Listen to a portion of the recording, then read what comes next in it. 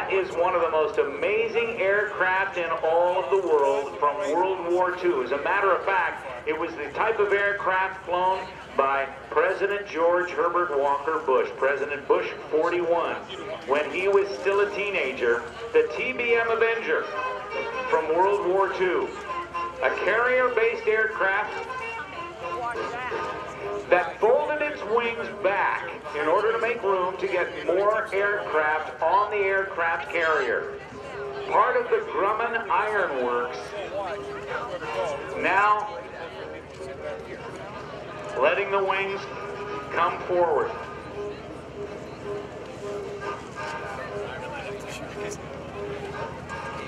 The HeritageFlightFoundation.org is the sponsor of the aircraft today.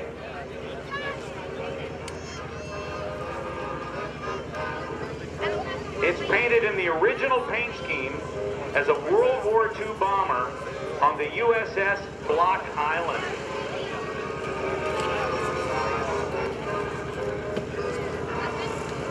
Designed by Grumman, that company made some incredibly rugged airplanes for the United States Navy, including the F-4F Wildcat, the F-6F Hellcat, after World War II, the F-8F Bearcat, the F-7F Tigercat, and continuing that tradition, one of our generation's most famous airplanes, the F-14 Tomcat, which served for over about 32 years with the United States Navy and was retired back on September 22nd of 2006.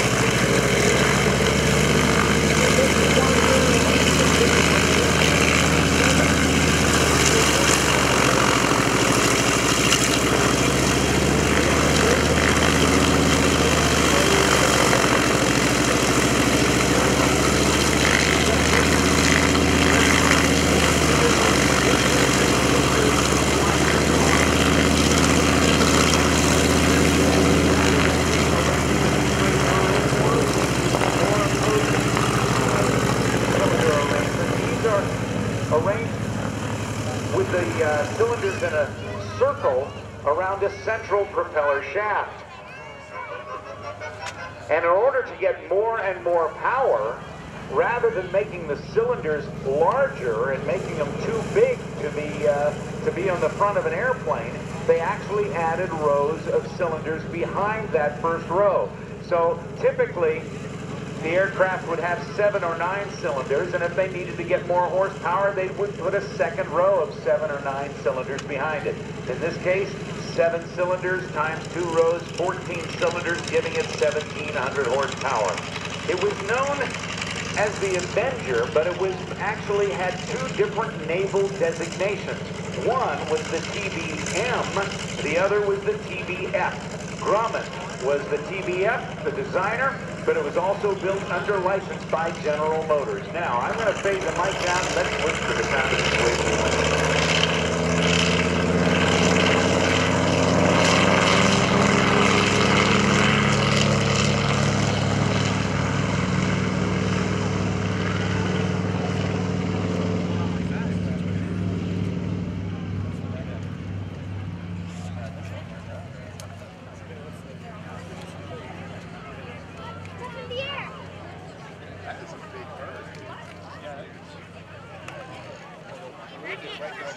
Well, there you hear the sound of a radial engine. It is an amazing sound, and you'll hear a different sound of a piston engine a little bit later on, I believe, when we have a P-51 Mustang as part of the United States Air Force Heritage Flight.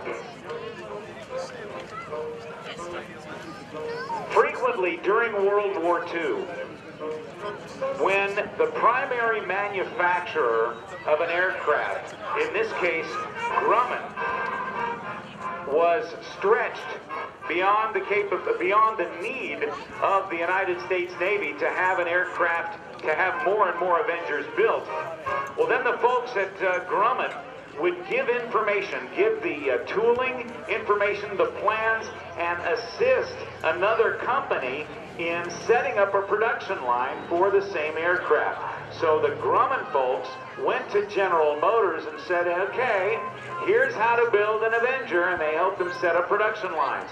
So the need for more and more Avengers could be met. They used multiple manufacturers. Maximum speed, 270 miles per hour. Here comes the Avenger.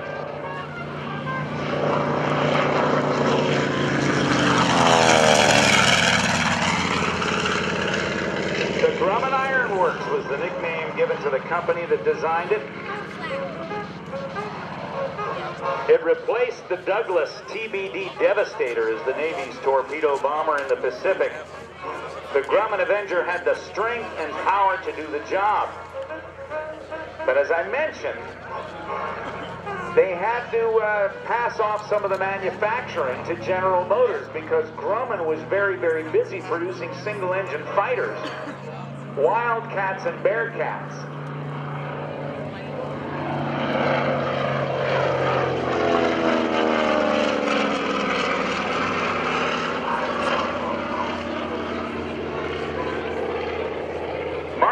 Flying the airplane today, and you can learn about the Heritage Flight Foundation at heritageflightfoundation.org. They're dedicated to educating the public by preserving aviation history, offering static displays, and providing hands-on experience in the air through year-round operations of warbird experience. They're currently hangared at Westerly. They've got a North American AT-6G Texan and the Grumman Avenger you see here today.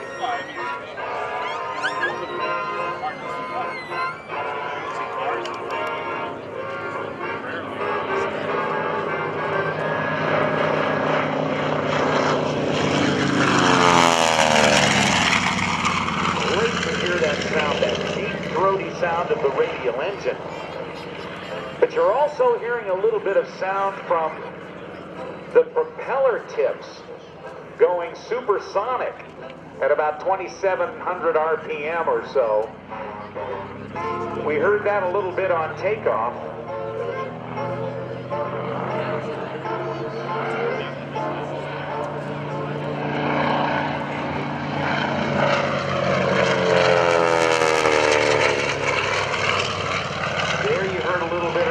Those mini sonic booms from the propeller tips.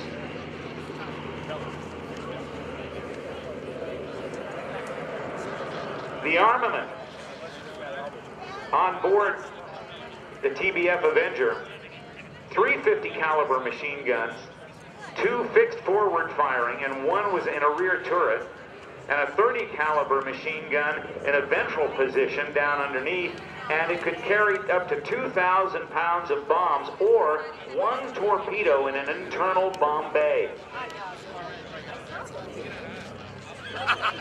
It's 54 feet it's 54 foot wingspan. Helps give it the lift. It's 40 feet long. It's 16.5 feet high. Princess.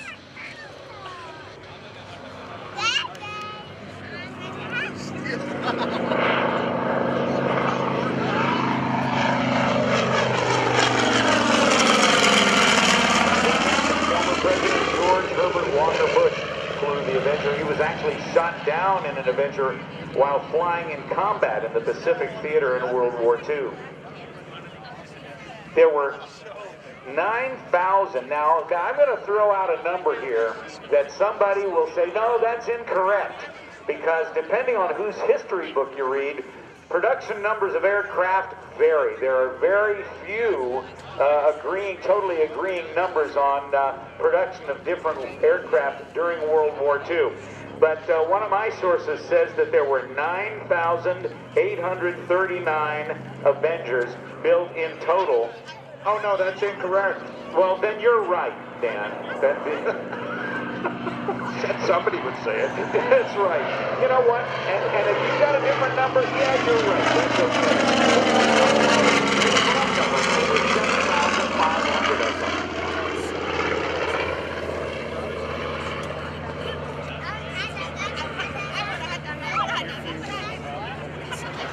It was also flown by the Royal Navy. They called it the Tarpon. It was used with great effect as an anti-submarine warfare aircraft. They destroyed or shared in the destruction of 42 German U-boats. They used the first high-velocity aircraft rocket in January of 1944. And in the Battle of Midway, early in 1942, actually in June of 1942, 6 TBF Avengers saw action and only 1 returned. Typically with a crew of 3 members, as I recall. 3 seats. And a top speed of 270 miles per hour up at altitude.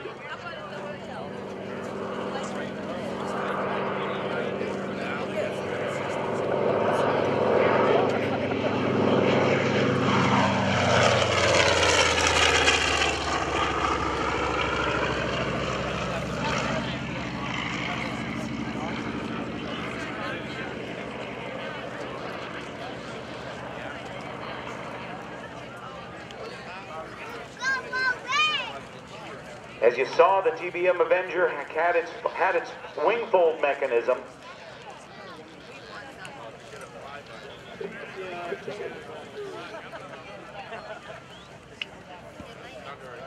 That wing fold design was introduced by the Grumman Corporation on the TBF model and was later employed on the F4, F Wildcat, and the Hellcat models. And Leroy Grumman designed the company's first torpedo bomber, the heaviest single-engine aircraft of World War II. By 1943, Grumman began to phase out the TBF models, and Eastern Aircraft Division of General Motors started that production.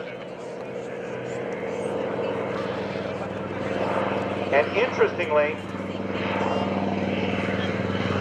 they got 276 miles per hour out of that.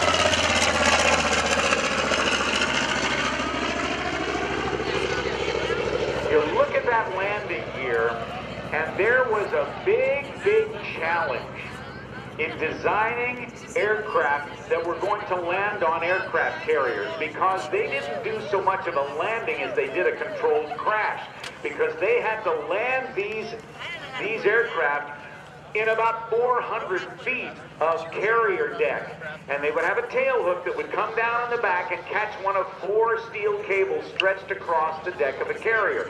I don't know if they had 4 back then, but that's what they have now on aircraft carriers to stop the Hornets and the Super Hornets and the Hawkeyes and the other aircraft that are involved with carrier operations. But they had to have landing gear which were extremely rugged. And the larger the engines, in this case the 1700 horsepower Wright engine that is on the Wright engine on the aircraft, they had bigger and bigger propellers, and they had to have longer landing gear and stronger landing gear in order to keep the propeller tips from striking the deck during those very, very powerful landings.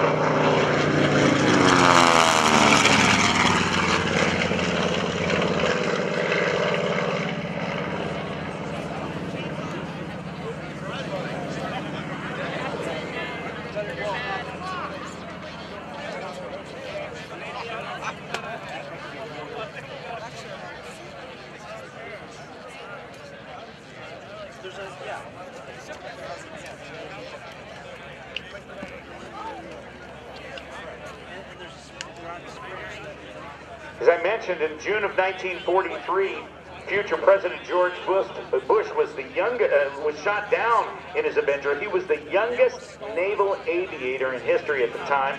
And in September of 1944, he was shot down then. And then another famous Avenger aviator was Paul Newman, who flew as a rear gunner. Saddled with the dangerous job of pushing through enemy fighter protection, dodging a barrage of gunfire, and releasing a torpedo at can't-miss range, the Avenger was well-armed and well-armored.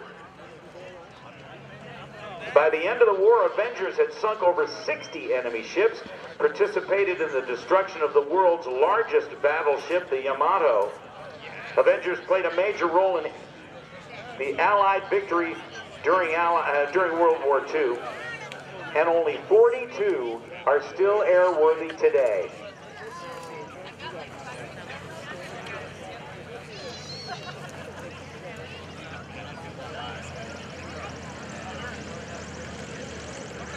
If you'd like to know more about them, I'll mention their website again. It's www.heritageflightfoundation.org for donation information.